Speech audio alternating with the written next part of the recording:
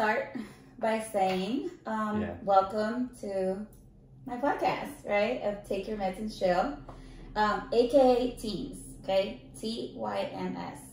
Because there's no I in team, but on here, there's a Y. And I took a leap of faith and I believed you, and you were like, you're gonna do fine. And I was like, you sure? And I was scared, but I was like, all right, fuck it. He's got me. He's saying this, and he knows me because we built a really good rapport. And I was like, I'm gonna have faith in him. All right. Yeah. And that's the reason why I proceeded on that path. But it wasn't that it was not scary. You know, I was really scared and nervous, but something inside me, the fact that you said, you're going to be fine because you're not afraid of work. Yes. You're a hard worker. You're just, what you're seeing or experiencing in the Navy, it's not working for you and it's triggering you. And that's why you're not going to last to your kids. And I was like, oh shit, you know, that scared me. You know? Because I saw you spiraling down, and I know you're in your first class petty officer, you're helping people and you're very stoic. At the same time, you know, almost every day you'll have these episodes where you just excuse yourself from your team and go to the bathroom and put myself together. Yeah, put yourself together. Yeah. And those are very mild symptoms. You know, you have episodes of, you know, difficulty breathing, chest tightness, and sweating. And it just triggers you without any triggers at all. Yeah. They're random, they're sudden. They occur multiple times a day. And what it did to you was it really affected many aspects of your life. Yeah. And that one aspect of that is although you're a hard worker, your performance is not optimized. Yeah. Right? And then, of course, other aspect of your life, you know, difficulty with relationship. Kids, with marriage. Other people, right? Yeah. No, I can't believe, you know, your one of your symptoms is this recurrent episodes of passing out or syncope. Yeah. And I think because of that, you were seen by numerous neurologists. And to exclude if there is really a neurological cause why you're passing out frequently. And, you know, extensive tests of imaging of your brain looking for a structural abnormality that may explain why you're passing out. We did multiple EEGs on you if you're having seizures or not, but seems like nothing. But I sat down with you, and you know, and fortunately at one time when you came to my office, suddenly, boom, it happened.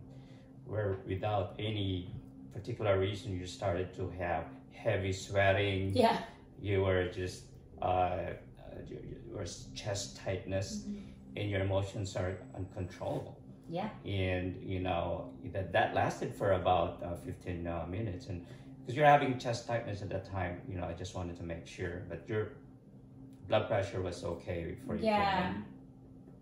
We'll make sure that this is not a cardiac in origin. But I know that previously you've seen many, you know, your primary care and cardiologists, and they didn't find any cardiac issues at that time. Yeah.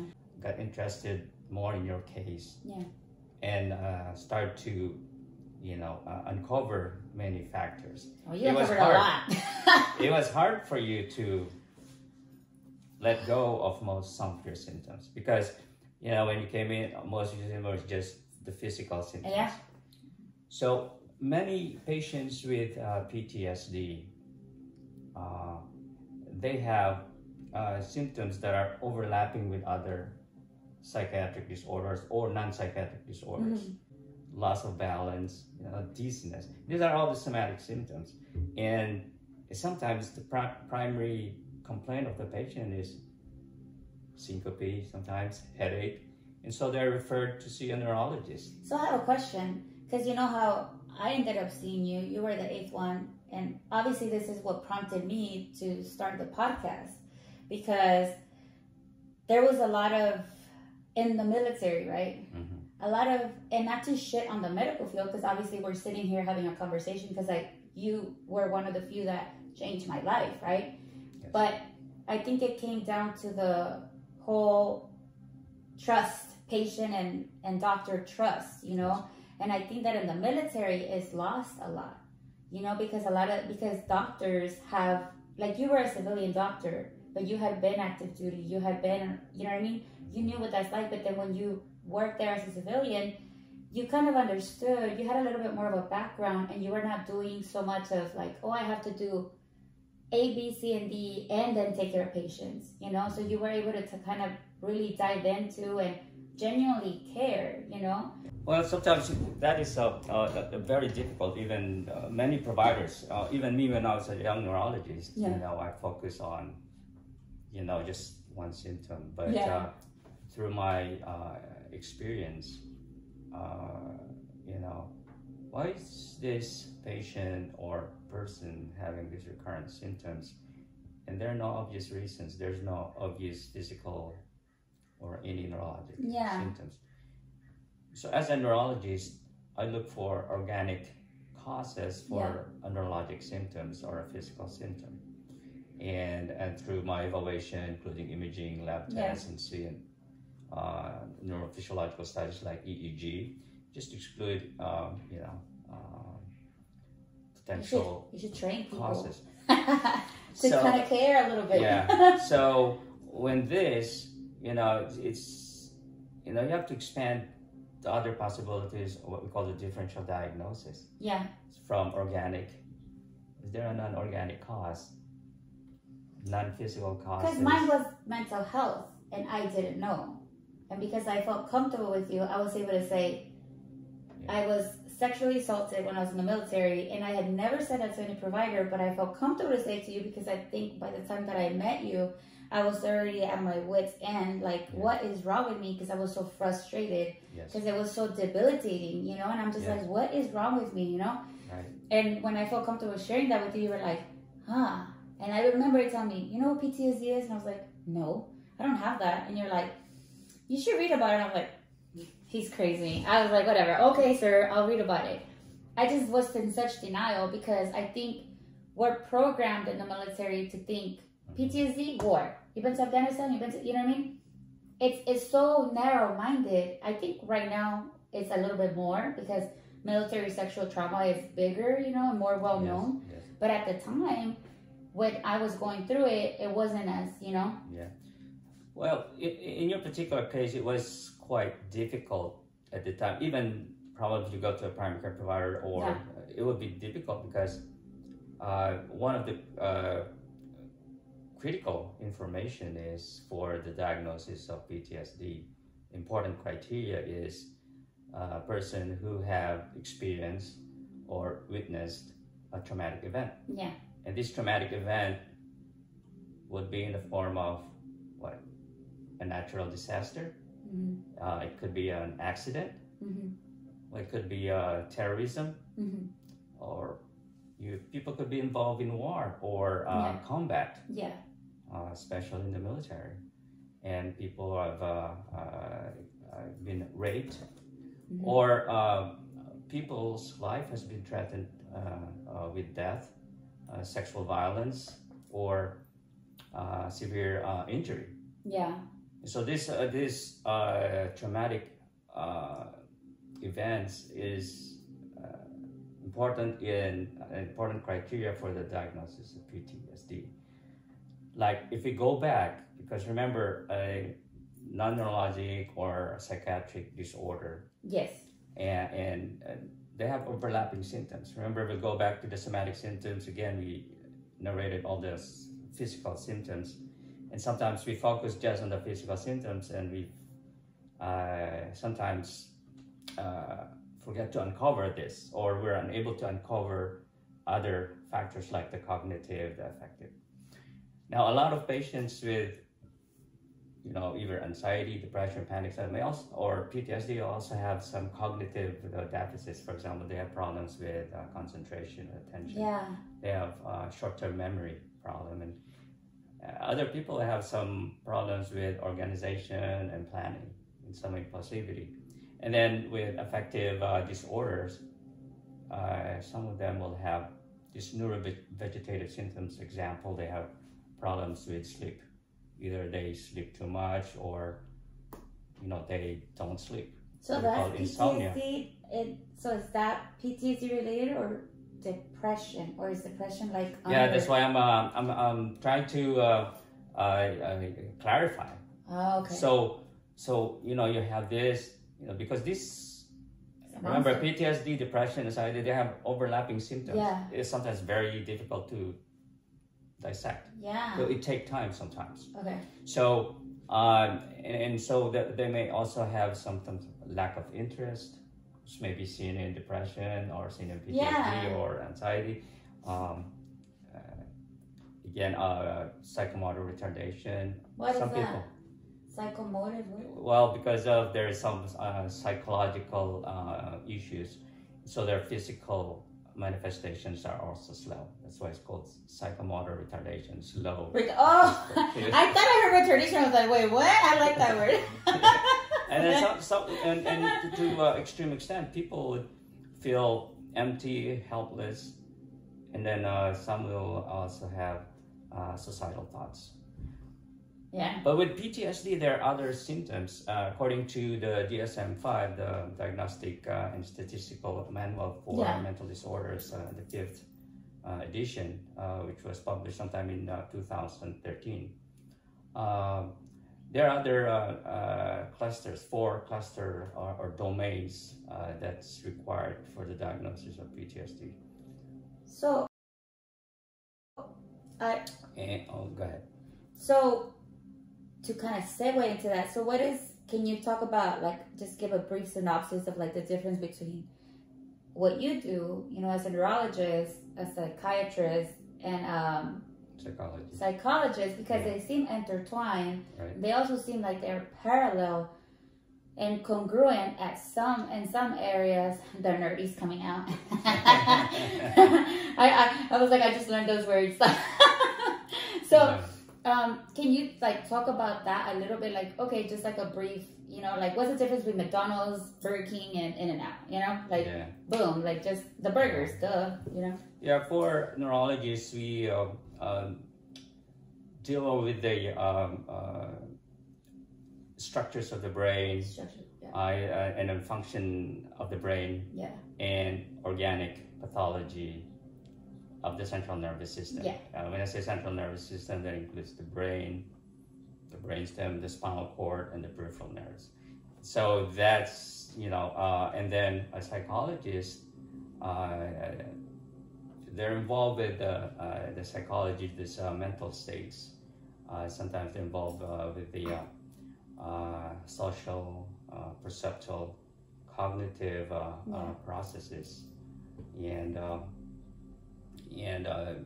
they're important partners as far as treatment as mental states are concerned. Psychiatrist is almost just like a psychologist, but they do more. For example, they're able to prescribe medication and do other diagnostic tests and therapeutic. So basically, this is the general difference. America, push medication all the time, so I was like, let me try all these aspects. Before I ran into you, I was trying everything, Well, there are a lot of approaches to treat some diseases. Some are non-pharmacological. Some are homeopathic type of treatment, which benefit some patients and sometimes may not benefit patients. Even with pharmacologic treatment, it may benefit some patients and may not benefit other patients. Sometimes would require a combination of treatment. For example, psychotherapy, sometimes with the PTSD, which is very important. Specifically, cognitive behavioral therapy with focusing on trauma and exposure therapy. Like in vivo therapy, I tried that. You did exposure therapy? Yeah, that was very tough. We support you, this stuff. Well, it is really very tough because, however, the goal is, you're sighing now. Yeah, Yeah, Yeah, so that's another thing. When I saw you, you keep sighing. Like, you keep doing that for a reason. And no, I'm not gonna pass out. I'm not gonna pass out. You know, people are sighing. Sometimes, they're very anxious, right? Well, it's because I just went back to it. I was like, when you said in video therapy, I was like, oh my god, I did that, and it was very tough. Very tough. Know? So this the goal is to recode the memory, because a lot of people with PTSD, the flashbacks are very distressful and can lead to negative emotional effect and increase their anxiety. Yeah. But to decode the memory and with the repetition exposure would actually make the person experience as if these memories are just part of your life story. Yeah. And then that you were able to overcome. So sometimes it's a long process, but some patients would do respond, and then they would actually overcome the 3 domains that's usually associated with PTSD. For example, these recurrent intrusions in your mind, for example, flashbacks, avoidance, it will help them, improve, instead of avoiding people or objects or events with its exposure, and eventually they're able to accept this as just part of their life story. Yeah, like, no, this is who I am. And then it will also help them with their arousal state. A lot of them are, hypervigilant, and some of them would have excessive worry and anxiety, and they're always scanning their environment. He's talking about they're extremely aware of what's going on in their environment. And sometimes when they go out, they're always scanning for potential source of threat or danger. Yeah. And sometimes it can, persist and prolong, and to a point that becomes very harmful. And I think that's why it's important to have these conversations, because I think a lot of people, especially a lot of the women that I helped out a lot of women and like gay people navigate through like sexual assault, right? So it was just so crazy to me how they would treat a sexual assault patient compared to a war person, a person that came back from war, right? To me, in a leadership position, I didn't see that, right? Just like I didn't see color, I don't care, I don't give a shit about that. But the way that they both got treated, and they were both displaying the same like symptoms and flashbacks and all this stuff, like I think that's why I want to talk about it, so that people that are going through something that is non-war related or whatever, they can be like, no, it's okay to not be okay, maybe that I'm experiencing that too, because people with me, they would see me and they're like, that bitch she's mean, or whatever. But I think that was just like my exterior, because I was so guarded because of what I had gone through, right? And nobody knew, and I never spoke about it. And it just shaped me into this person, and then little by little it started eating away at me. And when you saw me, I was already like, like, well, a lot of people have this with PTSD, the avoidance, right? There's this physical avoidance. For example, they try to avoid certain places because when they have certain cues like noise or maybe a sound of helicopter, will just trigger the flashbacks. So they avoid being in certain places. And then there's also what we call the psychological emotional avoidance. It's people become numb, emotionally numb.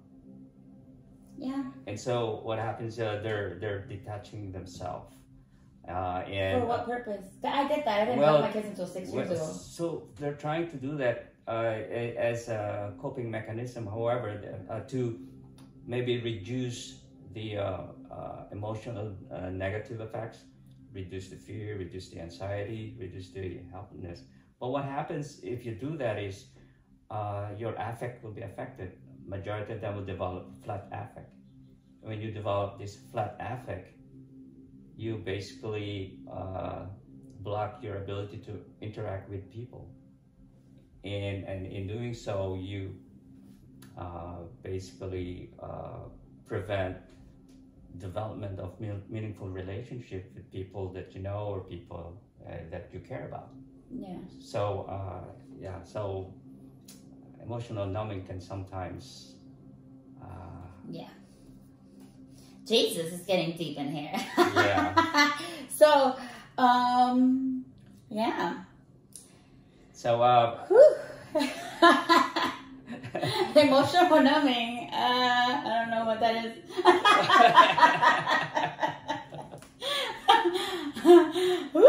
That's why this cognitive behavioral therapy would probably the first line of treatment, because it does help people a lot. Remember, we were talking earlier about the trauma, traumatic events. Yes. And some of them are intentional, and some of them are non-intentional. Basically, PTSD patients who have non-intentional, experience traumatic, about 50% of them would gradually, or the symptoms subside over time. However, people with intentional experience of trauma, violence, life-threatening events, or sexual violence, they tend to be chronic and continues for a long time, and so and then you may even worsen over time. And that's really important, that to continue your treatment. Yeah. What do you recommend to somebody that's retiring, or what did you see to somebody that was retiring, that was going, like, how does PTSD, I guess, affect somebody that's retiring, somebody that's getting out after short-term one enlistment, somebody like me in the middle, and it's, like, is there a big difference that you've noticed? As far as PTSD? Yeah. Well, that's a very good question, because there's maybe two questions that you would ask yourself. Did you ever have any experience of traumatic event, and or a life-threatening event? For example, have you witnessed or been involved in a natural disaster, like what I mentioned earlier, in an accident? And if so, does memory of this event affect your life? Okay. And do you have memory of this, and that affects certain aspects of your life, where it makes you unable to function? If the answer is yes, well, it's probably important to get some help, so that there will be more formal evaluation to confirm or that you have the diagnosis of PTSD or not. Because there are now tools that we use, screening tools that we use. If you go to see your doctor. When you have seen, like, let's say, have you noticed a difference between like a Master Chief that did 30 years and then a HN or a E4, not to dismiss anybody, but just like the rank in itself? Because I feel like the more that you're in the military, the more Kool-Aid you drink, right? The more institutionalized you get, right? So in the military, the mindset is to go, go, go, like, don't complain, don't go, go, go. I don't know how it is now, you know what I mean? But it's like, hey, just fix it, come back, mission, right?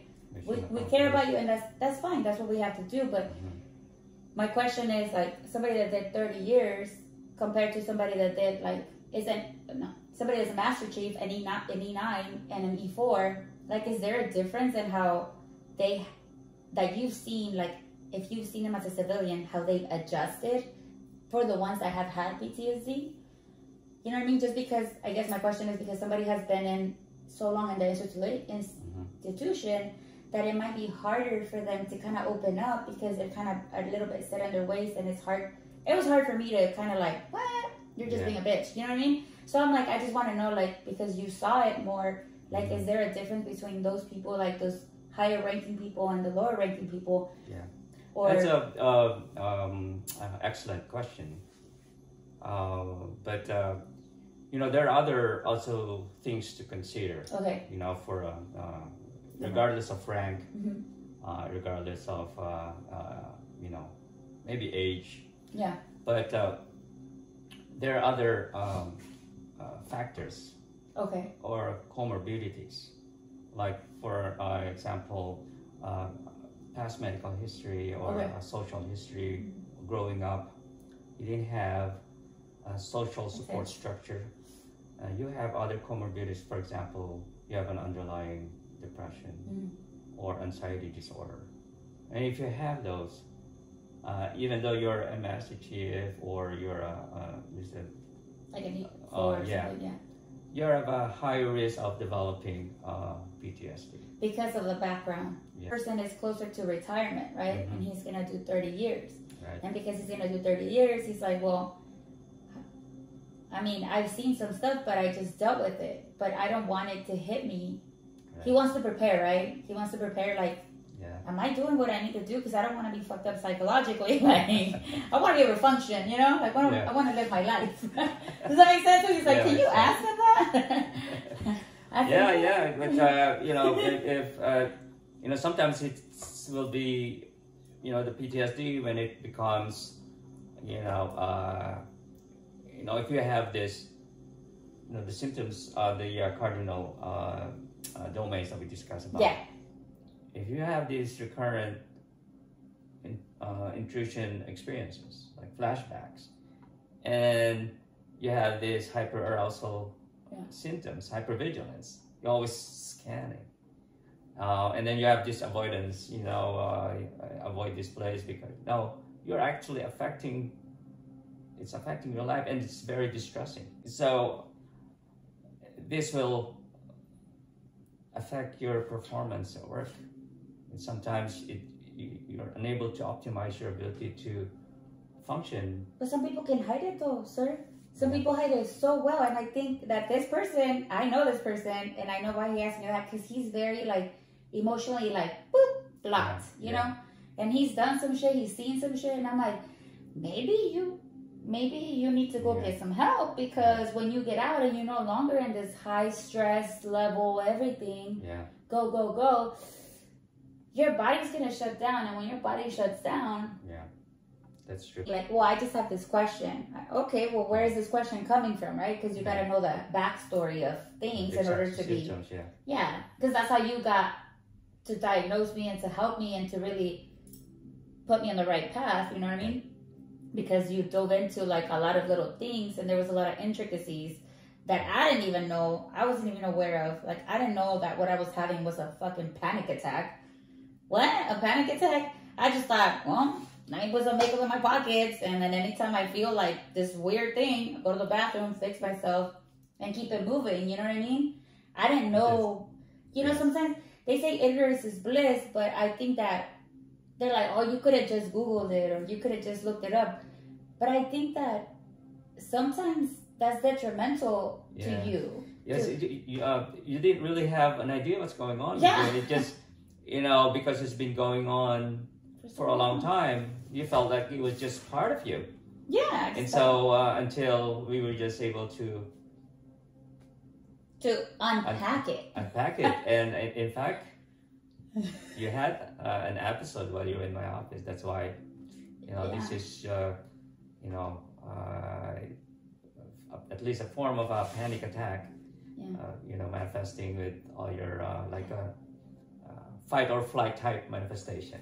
Yeah. But people were like, do you have fight or flight or whatever they say? And I'm like, no, I don't have that, you know? Or like they were asking some questions like, do you get like this? I'm like, no, I don't, you know what I mean? So I'm just like, bro, like, how did people miss it? Like, I don't know what I don't know, you know? And that's why I was super thankful for you, because I'm like, man, he knows what he's doing. Like, well, the fight and flight, you know, response is, the stress response is, you know, it's normal. You know, if there's a danger, you know, you avoid it. It's normal response. You didn't avoid me though. Yeah, but sometimes some people are, you know, like in your case, you're having this sympathetic overdrive, so to speak, meaning to say you have this fight and flight response that's exaggerated. You know,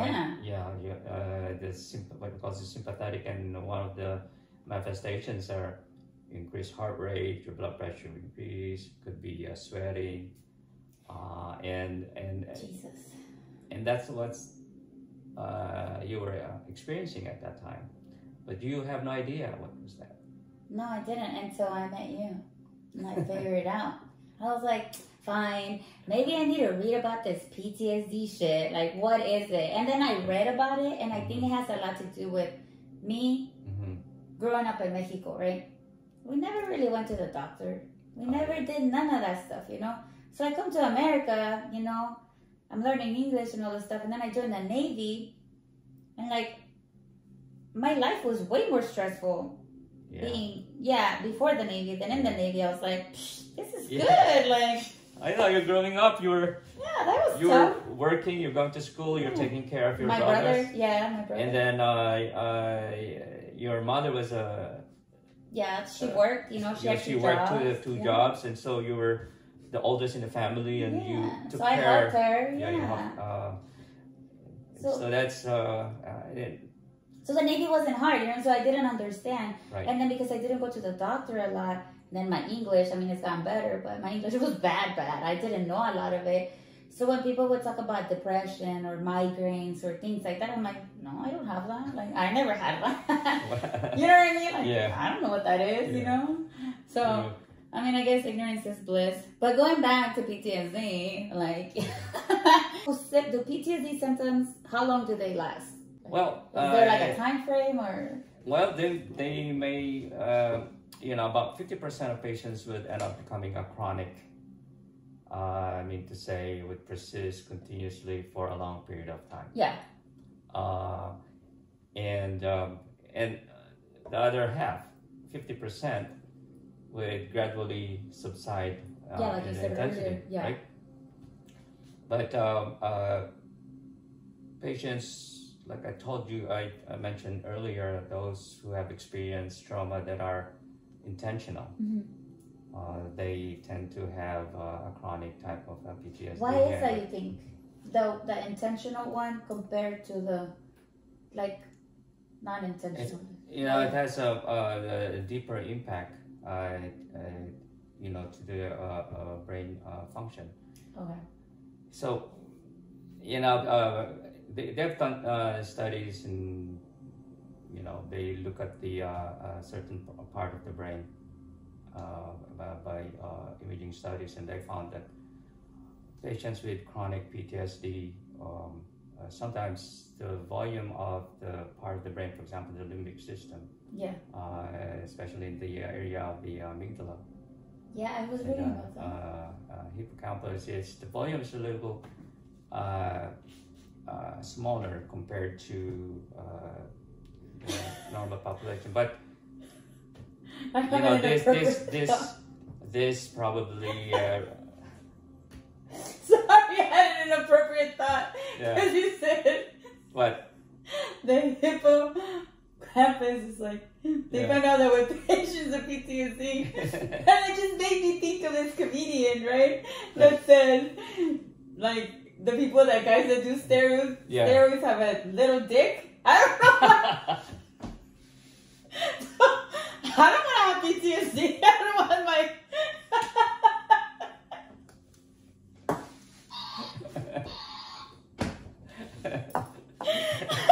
Like, I couldn't focus. I was like, but I can't. I don't want to have PTSD. I don't want to have a little. Like, what's the good size of that? Or, like, does that matter? No, like they're just, you know me. Yeah. This, oh, you're so funny. You're like. All right, cheers. We didn't tap it. We have to tap it. I should do that one. So, how common is it? Well, the epidemiology-wise. Yeah. So in military, let's talk about the military. So people who are exposed to combat or traumatic event, especially in the military, about 20% of them would develop PTSD. 20% of them? Right. And then in the general population, about maybe approximately 60% would have experience of traumatic event in their lifetime. And of this, probably 8% would develop PTSD. So it seems like, the data, they're more in the military, they're higher prevalence rate of PTSD. Yeah. And then, the general population, the average prevalence of PTSD is about 3 to 6%. Some things pop up in your mind, you're having some recurrent memory intrusions. Recurrent memory intrusions, right? See, you already developed the pathway. Oh. The happy moment. We need to make construction. We need to close that road. We need to close that pathway. Excessive happiness. So that's good. Well, I wasn't like this. People are like, dang, you like... Before you were like flat. You were angry. All the time. You were angry. You were always dissatisfied towards the world. Yeah. But you know what? You knew that. You knew that side of me. People, my sailors or whatever, they just knew that I had RBF, resting bitch face. They're like, oh, she'll help you. She just looks like a bitch, but she'll help you. And I worked so hard on that, to just have like a whatever that I started believing it, and I just had no emotions. How are you now with this anger? I don't have it. Because of you. Because I'm telling you, you saved my fucking life. Like, you saved my life. That's why I was like, no, I need to have him. And that's why I was like, I know it's a little stalker status, trying to find you, like, I was going to put a bolo out for you. But, yeah, like, I feel so, it's almost like as soon as I got out of the military, well, when did I get out? 2016, right? Right. I lost my shit in February. And the military didn't diagnose me with PTSD. So when I got out, I didn't have a PTSD diagnosis. They denied my heart stuff. They denied a bunch of other stuff. And I was just like, okay, and I got medically separated. So it wasn't until February of 2017 where I lost my shit. And I didn't know what was wrong. Like, I took my daughter to school. Yeah. So I was like, oh, I get to be a stay-home mom, I was like, how is this? And I drove her to school, and driving there, I was like, whoa.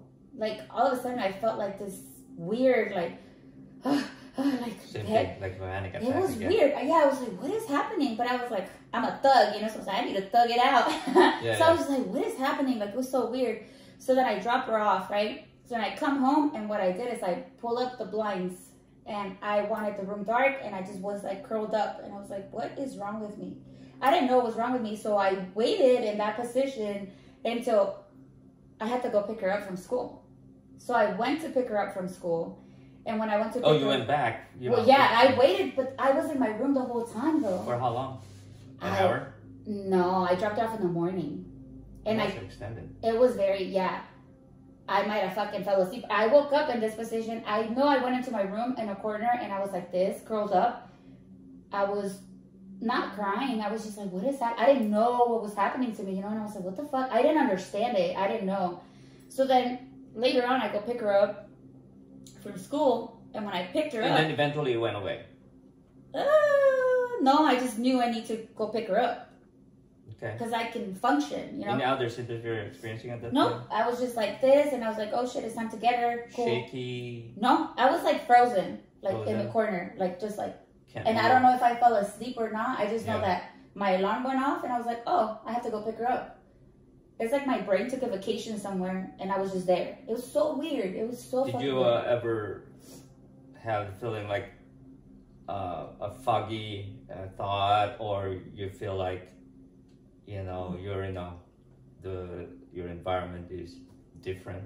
Or did you experience as if you were observing yourself? It's more of that. Yeah. But I'm Mexican. We believe in ghosts and shit. So I don't want to say that to an American doctor. You're like, well, I kind of feel like out of body experience. Like I saw myself being like this, you know? Yeah. So I just didn't say anything. Well, you know what I mean? You know, there's a,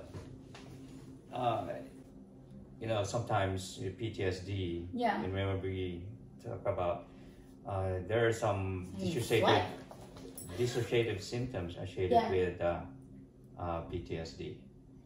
So, you know, the realization or depersonalization. And I think what you experienced at that time was depersonalization. Yeah, I saw myself. You basically, your emotions get detached, and sometimes you find as if your body is separate from you and you're observing. No, I felt like that. I was like, God, are you taking me already? What's going on? Like, am I dead? No, legit. I thought that. Yeah. So I go and pick her up. And that's what the catalyst of this, like, I had a VA appointment the next day. Yeah. And I went and picked her up, right? When I'm driving to pick her up, I scoop her up. All of a sudden, I didn't know where the fuck I was.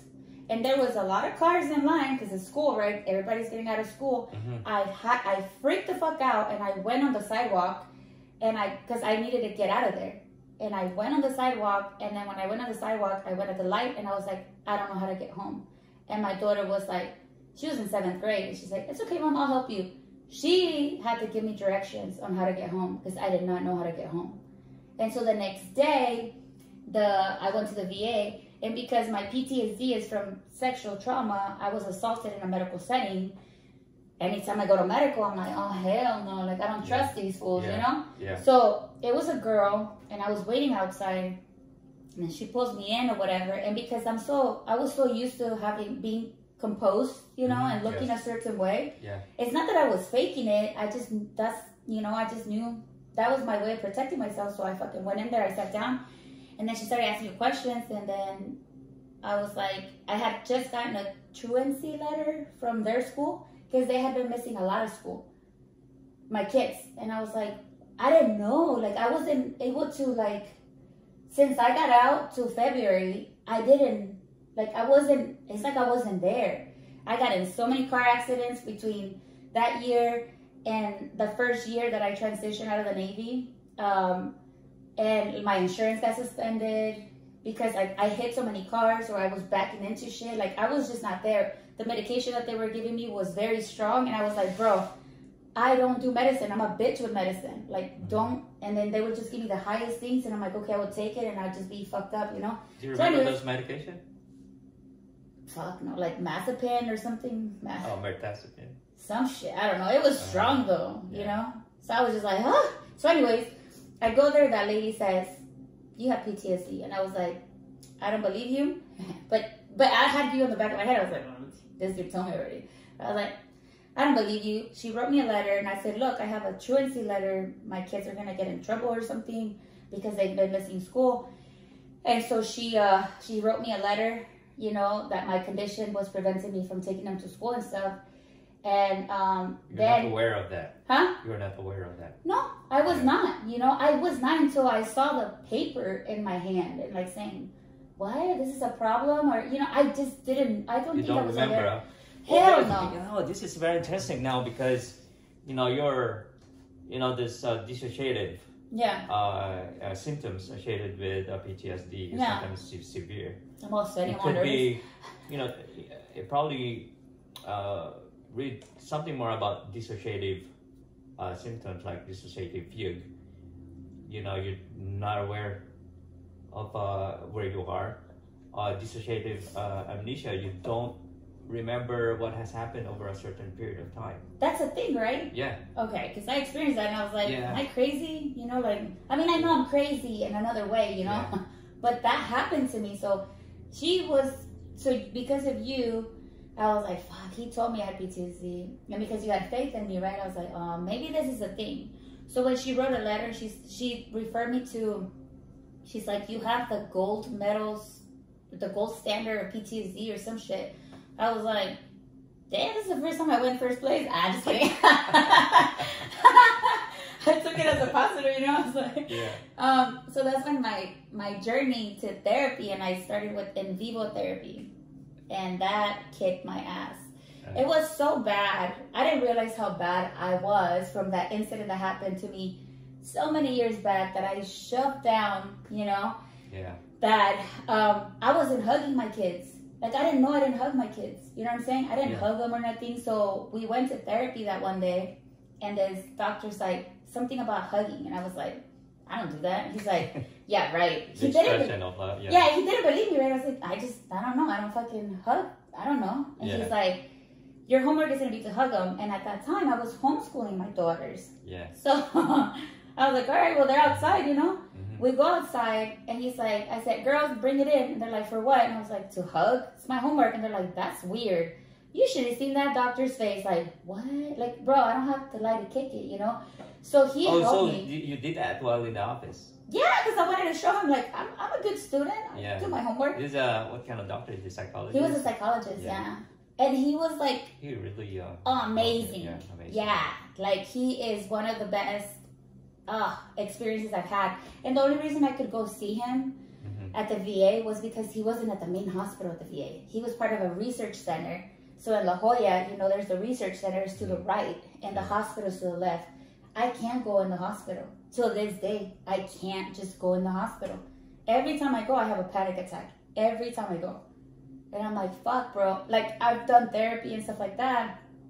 So that's why I wanted to talk about PTSD, you know, because I tell people now that know me, they're like, bitch, you're not angry. And I'm like, no, I was super angry. Like, I was so mad at everything. Yeah. And they're like, no, you weren't. But because they saw me either in uniform, and in uniform, I was just very stoic, and you can be like that. Yes. And I was just matter of fact.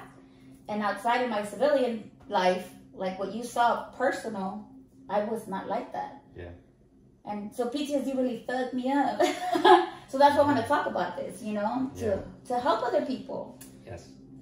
Well, you know, this is your first podcast, and you know, I'm sure it's gonna be helping a lot of people, so they could find, you know, ways and means to get help. Yes, I feel like people cannot, you know. Because sometimes, you know, like in your case, you know, you just kept it yourself, and then you're mainly presented with physical symptoms, and really took time for doctors to, you know, what's really going on with you, and to pick up, or you're able to express what you're feeling, because most of the symptoms you're keeping it to yourself. Well, because I didn't even know, you know what I mean? I didn't know what I didn't know, and that's what I try to tell people. Like, bro, sometimes you don't know what you don't know, you know? Like, had I known, hindsight is 20/20, right? Had I known that shit that happened to me way back when I was brand new to the Navy, that it was gonna affect me years later, I think I'm pretty smart. I'm so dumb, I'm smart sometimes, you know what I'm saying? You're smart. So I would have I like to learn. I don't like to be stagnant. So I would have put in the work to be like, oh, let's dive deep into that. What is that? But I just didn't know that was an issue, because ever since I was young, I've learned that I don't want to be a victim of my circumstances, you know? I want to be like, what can I learn from this, you know? So even at that shitty moment when that happened to me, I was just like, well, maybe there's something I need to learn. Like, that was my mentality, you know? Like, I need to learn something from this. And so what I learned was to give back and to help others, and to make sure, you know, that a lot of the women that I mentored, and sailors, carry yourself in a manner that, hey, like, I'm a fucking clown, but when it's time to get down to work, like, bro, you want to make sure that you do a good job, things like that, you know? So I took it so much to the right, I think, that I just dismissed it, and I didn't know. And nowadays, I'm 39 years old. I'm like, why is this fucking with me right now? Like, why is this still a thing? So does it goes to the next question. Does PTSD like linger? Well, you said that it could be chronic though, huh? Yeah, For when it's chronic, like, right. So my shit was the other one, like not the eventful one, like the. Yours is sexual trauma sometimes tend to linger a little longer and become chronic. Thanks. It comes and goes. Thanks, sexual trauma. But you still need to continue your therapy with your psychologist. Yeah. It seems like when I first met you, you don't have a lot of the physical manifestations anymore. You're less angry. Yeah. You're happier.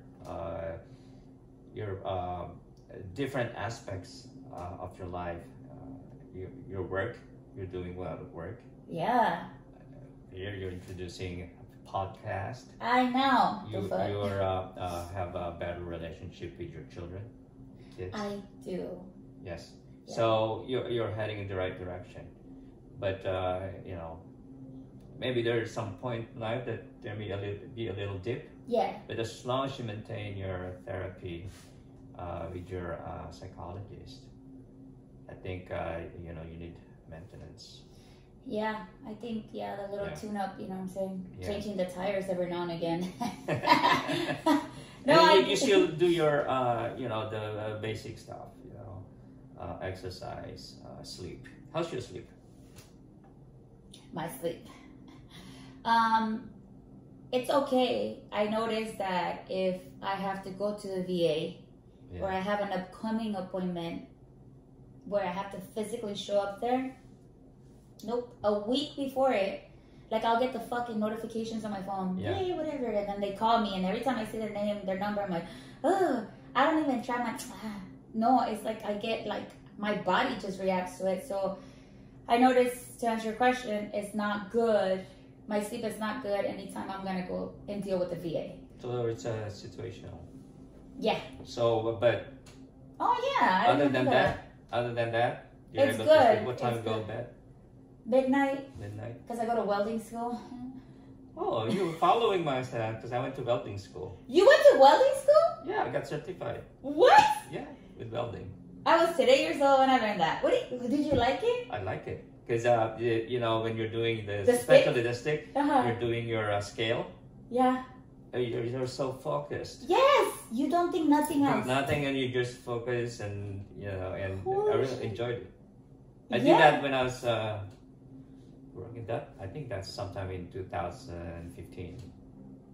I knew you then, but we weren't talking about that. But yes, I love welding. When I tell people, they're like, "You're doing welding?" I'm like, "Yeah."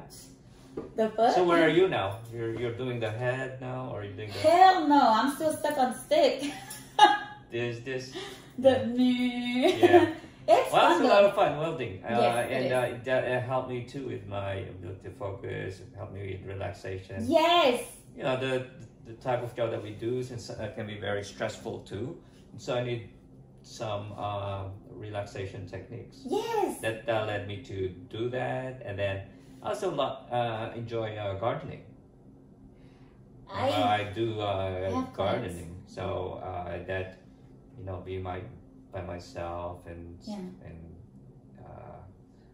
help me relax. Yeah, I have a lot of plants. Yeah. And I'm trying to like not kill them, because every time I buy a plant, I'm like, I am so sorry, you're not gonna live for long, but I really want you. I'm gonna probably kill you. So like I've been able to maintain certain ones, but I'm fucking horrible with plants. Oh really? That's not relaxation to me, because I'm like, well, your assignment is to keep them alive. Shit. And what if I don't succeed? And so what you do is just read something about planting. No, I'd rather read about welding. Welding. Welding is a lot of fun. Yeah. It is. That's I'm glad that you're doing that. So how's work? Work is good. I work for the government now, but it was hard at first. Yeah. So because so I don't recall, so 16, 17, 18, I don't have recollection of those years. It's like bits and pieces. Right. And unless I look at pictures, like I'm like, oh, okay, maybe it'll stir up something, but it's not really there, you know? And I used to be so hard on myself, like, oh, why don't you remember that? But therapy has really helped with that, you know what I mean? Yeah. So my job, the first 3 months, actually, it was really hard because the VA had me on I wasn't sleeping because I would have to go to the VA consistently, like 2-3 times a week sometimes. Yeah. And I didn't know that was like a trigger or anything. So I really didn't, you know. I don't know what I don't know, you know. But once I know better, I do better. I really do try to do better. So I almost did not make it because my boss didn't believe me. Because when I would oversleep, you know, people are like, oh, I'm running 10 minutes late, 15 minutes late. Because you think it's side effect of the medication? I was running in 4 or 5 hours late because I wouldn't wake up. I would take it at 8 at night or at 7, and it would stay in my system until 10, 11 o'clock in the morning. Really? Yeah, and so the first 3 months, so I stopped the medication, so then I became very suicidal because I was just like, no, whatever the fuck that is. And I was more suicidal because of the lack of sleep. And then the stressors of like me trying to function and frustration of like, yo, I need a job. Like, you know what I'm saying? Yeah. You see these sticks of arms? I can't be no stripper. Yeah. There's a lot of upper body strength. I don't got it. So I was like, no, like, and I would tell my boss, like, no, I'm not trying to take advantage of you. So it was very stressful. So, then I went through that phase, and then I started like. So what happened? I went to therapy. Okay, good. Therapy, and then the suicide, whatever team in the VA. I had the doctor that I told you that I did in vivo therapy with, and then this lady from the suicide team thingy, whatever, would contact me and said, hey, why don't you try this? And I'm like, okay, I'll try that, you know. And I would try different little things. I tried to, in those 3 years or whatever that I mentioned, I tried to go to school to be a cop. So I made it to I passed the test and all that shit to go to the academy right here at Southwestern. Yeah. But my medical didn't allow me. I did everything, you know, I did the test, whatever. I was just going to go to the academy. And I couldn't do it. And I was like, fuck. So that was like a slap in my face. I'm like, damn, like I'm trying to do something for me and I can't do it. I went to culinary school. So, well, fuck it, let me try culinary school. Nope, couldn't do it. And I couldn't sit there and focus. But I think what happened was I freaked out.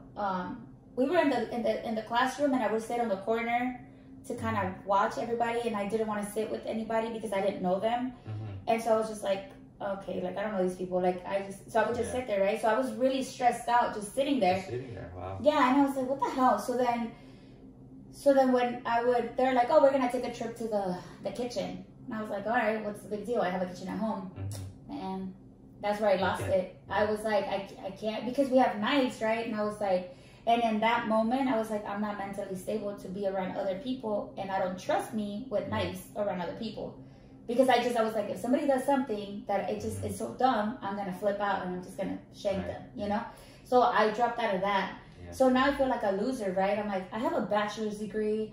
Like, I'm pretty smart. Like, okay, like, what the fuck? What's wrong with me, right? I started thinking, what's wrong with me? So I started going into deep hole. I started drinking every night, drinking a lot till I would black out. And I was like, what is wrong with me? I just didn't know, right? And then I don't think I was ready for the answers. So you're still being seen at the VA at that time? Yeah, I'm still being seen. So the VA was triggering me, but I didn't know that it was like triggering me, and even though I was there to get helped. Right. So I was just like, okay, whatever. So then I tried another school because I really like social work, you know? I could not. I couldn't sit there and focus. I couldn't do homework. And I was like, and I wasn't working then. And so to me. Oh, you stopped working? I didn't start working until 2019. Yeah. So between the time I got out till 2019, I didn't have a job. You know what I mean? So I was still trying to figure out, I was like, this is so fucking easy. Like, I can just go to school, get paid, and, you know, have my disability. Like, I was married at the time, you know? So I was like, I'm good, you know? Why can't I do this? I couldn't do it. And that was like the most, I think that's what kind of also, well, I started asking God too, you know, like, hey, God, hook me up with my purpose, because I don't know, you know, like, what's up, you know? You're having intrusive experiences at the time, flashbacks. Yeah. And then that's when the Vanessa Guillen shit, like around those times, 2019, 2020 or some shit like that, like that was a thing. And I was like, I can't watch that. Like I can't watch the news like that. Or I can't. So certain things I could not, because I felt in my body, like my body would be like shaking. And I was like, what the fuck is this? Also, you have triggers too. I guess. My body would just shake. And I was like, I can't watch that shit, you know? So it was crazy. I guess I have textbook fucking symptoms. Well, you have, prior, severe traumatic experience in the past. Yeah. You have all this, triggers. Yeah. Well, I was still trying to thug it out. You know what I mean? Like, let me thug it out. So, and to a point where really, all the distress that you're having, and it's manifesting as alteration of your mood and cognitive function, and it's crazy. So moving forward, that's the lowest point of your life. That was the lowest, yeah. That was definitely the lowest, because I felt like I wasn't shit. I felt like a lot of the people that, I had a lot of respect from my peers and higher ups and stuff like that, because I was a good person. I didn't give a fuck about the rank. Like, that shit doesn't mean anything. I'm a good human. I'm going to help you, you know? I carried myself that way. But there was certain individuals like, what are you going to do? Like, that's scary. And I think that once that was happening to me, and I was in the shit, you know, I was like, oh my God, they're right. Like all these, or I would see other people that got out and retired being successful and be like, no, this is super easy. And I'm like, why am I having a hard time? I wouldn't say that, and I wasn't judging them, but I'm like, I want to be like that. Like, I want to have a good time. So I think that's also what God started pointing me in that direction, you know, like, hey, this podcast, or share your story, right? What happened to your, you started drinking more alcohol at that time, just to... A lot. Yeah. So what happened? You're trying to... You resorted to drinking alcohol, and then how were you able to cope up with that? What do you mean, like, cope with it? Gradually... Oh, decrease it? I don't think I have an addictive personality, and I'm very stubborn. If I say, I'm done, I'm done. I don't care. And because I want it. Like, if I set myself to something, I'm going to fucking do it, you know? That's why I don't really believe in a lot of restrictions or a lot of societal norms that, it's because of this group of people that I'm like this or whatever. I don't believe in that shit, because I believe that the brain, we talked about pathways, right? Once you know better, you do better, and your brain is a very important machine, you know? So I think my brain got me, like, to get out of it. It was my therapist, though, that helped me. I'm glad that you need to continue with your therapist, and I think you're heading in the concerned. Right... you're the way. heading in the right direction, really. Yeah. Well, since you get out, there's a dip, and now you're... I'm good. No, I can say I'm good. So I had a lanyard hanging from that shelf right there. And that lanyard I've had would have been 20 years in the military. And the guy that gave it to me, I piped him ashore, forced his retirement when I was brand new to the Navy, and he had been in for 20 something years. And he gave it to me, right? I don't have it there anymore, because that's what I was going to use to kill myself. Because it's made out of nylon. Nylon is very strong. So I was going to hang myself with it. So every time I would drink, I'd be looking at that, and I'm like, that's what I'm going to use, you know? So my therapist just this year was like, you need to get rid of that. Because they're like, do you have a plan or all this stuff? I'm like, yeah, I do. And they're like, what is it? And I would tell them, and they're like, you need to get rid of that. And I was like, I was like, man, this PTSD shit has taken so much from me. I was like, fuck, man, like, that's something that I cherish, because it was something that I did for that person, and I did I piped so many ceremonies, you know, with that lanyard, because I was a boss's mate, you know, so I did a lot of ceremonial stuff, so it had a lot of personal meaning. But once I got rid of it, it was kind of like, okay. That's a huge relief. Yeah. because I think I used it as a safety net, just in case. But I didn't know, right? So I do listen to people when people give me advice or whenever, because I don't know everything, you know? Now, going back to the VA system, you're still having, a panic attacks? Yes, I still do. And what does your therapist... Huh? What does your therapist do about that? Well, I mean, I learned how to cope with it. I show up to the office like 10, 15 minutes before in the parking lot. 10, 15 minutes before 10, 15 minutes. So 30 minutes, right? Yeah. I sit in my car. And I just kind of relax a little bit. Take a few deep breaths. Like they told me like fucking breathing exercise and shit like that. So I'm like, let me do this gay shit. I think, to me, it's like some gay shit. It works though. So I'm just like, okay, and do that. And then it calms me down. Then I walk in. But when I walk in, I have like tunnel vision. I need to know where the fuck I'm going because I don't want to look at anybody, see anybody. I don't want to be seen. So I just go straight like that. And then, it's very like, and the whole time that I'm there, I'm stressed out. I'm on edge. When I finish the appointment, I get out, I park in my car. Well, I'm not parked, right? I'm already parked. I sit in my car for like 30 minutes to calm the fuck down and be like, damn, I wish I could smoke a joint right now. You know what I mean? To like just, but I can't because I work for the feds. But you know what I mean? Like, how about, it's crazy. Have you tried, seeing a psychologist, through the VA, closer to where you live? So, that's what's crazy. We do the video shit now, right? So my therapy is through video. Oh, through the video. Yeah. So that's good. Oh. It's my other medical stuff that I have to go to the VA. So it's gotten so bad that I was like, you know what? It would put me down for work. Like I couldn't function the next day. And I was like, am I just being a bitch or is this normal? Like I really thought, because it's so debilitating and it takes so much energy from you. And when you don't know what you don't know, you're just like, oh my God, why I'm so tired? I didn't even work out. But it's the whole experience that your body just went through, right? That's what I realized. That's what I think. So I moved all my stuff from the VA. I get seen. I have really good insurance. So whatever I can get seen outside, I just do it outside. So that's worked better for you? It's worked better. I still avoid medical. I still don't like going to medical. And I think that's why my health has declined because I wait until the last absolute minute. Like I had pneumonia. Never in my life had I had pneumonia before. And when they said, oh, you cannot breathe. You can't fucking breathe. Like I couldn't go. I went up the stairs and I was like, oh, I can't breathe. And I'm telling my friend, like, can you take me to the, fucking sign? And she took me and they had to, it was a whole thing. Yeah.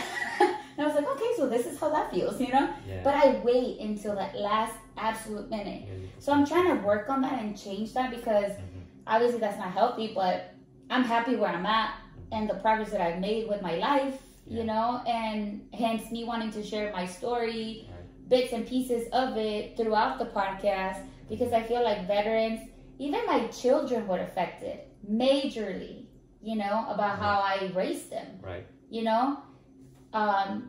And they see me now and they're like, what? Like, you're crazy. Like, not crazy, but they're like, Mom, you were not like this. You're hella chill now. And I was like, I don't really remember. They're like, how convenient. But you see what I'm saying, though? So I think that's, and then another reason, like I know we're talking about neurology shit and PTSD stuff with you, but I feel like you got a good sense of who I was even before I knew who I was. And I just needed somebody to believe in me, and like... steer you to the right direction. Yeah, like... I don't know west and east, but I know go right or go left. Well, I'm glad that, I think you've done very well, compared to, when you were active duty. But, since you left the military, there's a part where you really... Oh, I took a fucking... I'm going to go all in. And I'm glad that you're back now, but you have to continue your therapy with the doctor. I think that's another thing I had a hard time with. So I know I keep saying I'm Mexican. I was like, you don't know, right? But in the Mexican culture, we don't talk about mental health. That's not really a thing. Oh, anxiety, you're just being dramatic. Yeah. Oh, depression, you cannot get up, you're just being lazy. Right? So I grew up like that, you know? Now you have a better understanding now, and you're trying to connect them. And, but it's hard as an adult to try to connect them because it's going against everything you've known from when you grew up, right? Yeah. So it's very hard.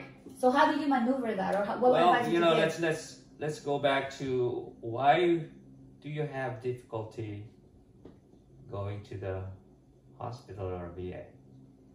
If you look back on your history, what happened?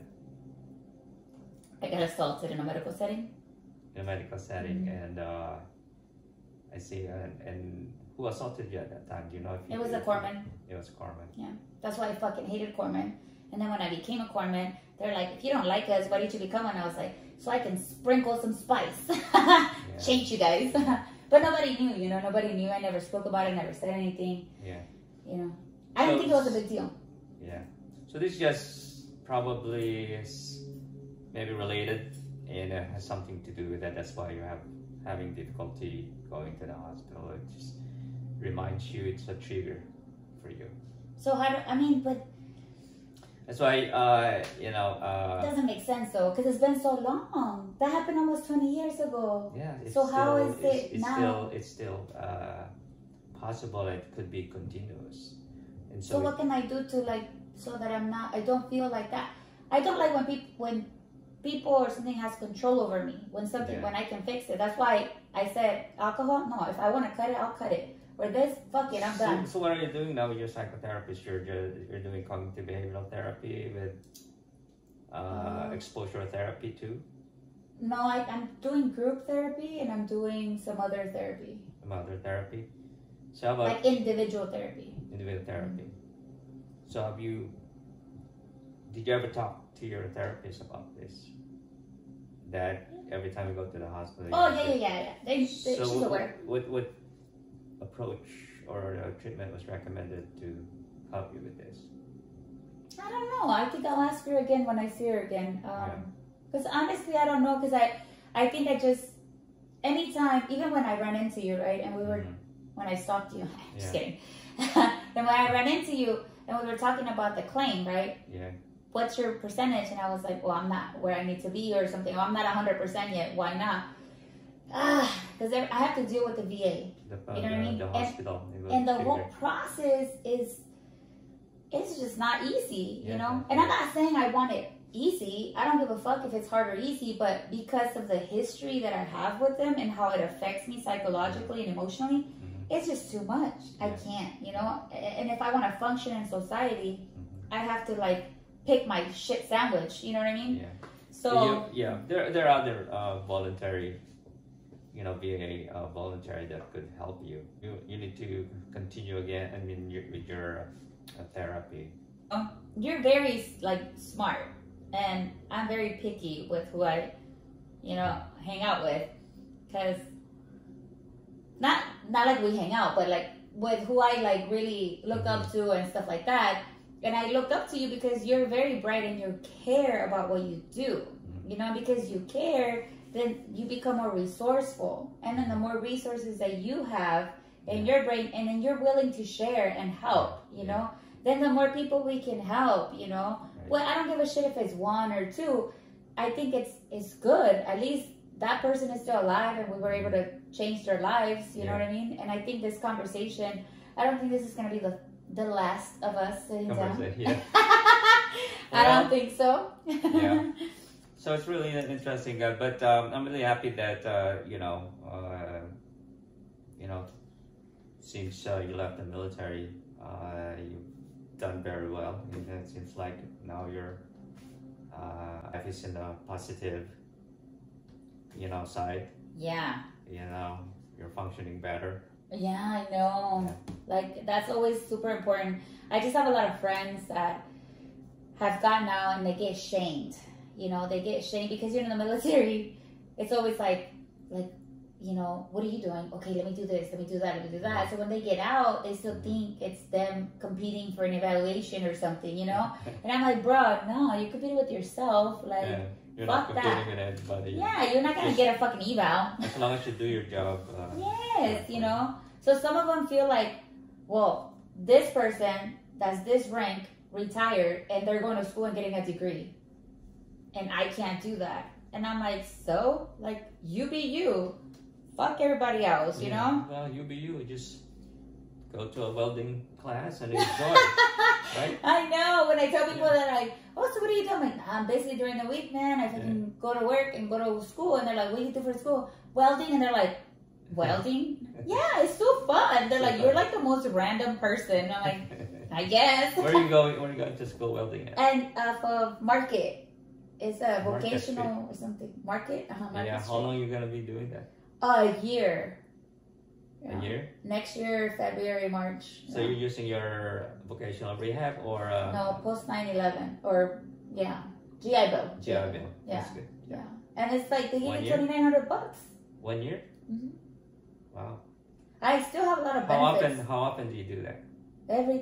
To school? Yeah. Every day. It's Monday through Friday. Well, how long? From 4 to 9:30 p.m. 4 to 9:30? Mm-hmm. Good. Bitch doesn't have a life. That's probably why I'm not like, I'm happy now, right? Because I don't have a life. It's just like work, school, sleep. Now you're doing that.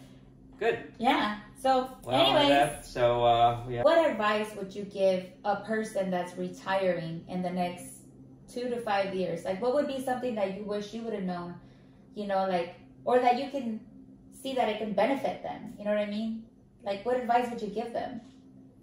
Well, to just stay focused in what you're doing. And, you know, every individual has, you know, different, you know, passion things. And if you have a passion, you know, just continue that passion. And, you know, besides work, you need to also do some recreational activities, hobbies. You know, like in your case, you enjoy welding, planting, exercise, continue exercise. I think, you know, in the end, the most important part is learning to respect yourself, learning to respect the people around you, you know, especially taking care of the people who really care about you, your family. Yeah, because we forget about that, right? Yeah. And now I have a question for you, personal question. What? You're like, oh shit. You can use the fairy extinguisher if you want. I bought this deck. I haven't even started. It's called a self-love deck. Yeah. Because I think self-love is hella important. Yeah. So this question is for the both of us. So you get to pick it. All right. Let's see. Is what you accept from others what you think you deserve? What? Let me see. Is what you accept from others what you think you deserve? You go first, sir. It's a tough one. These are not easy questions at all.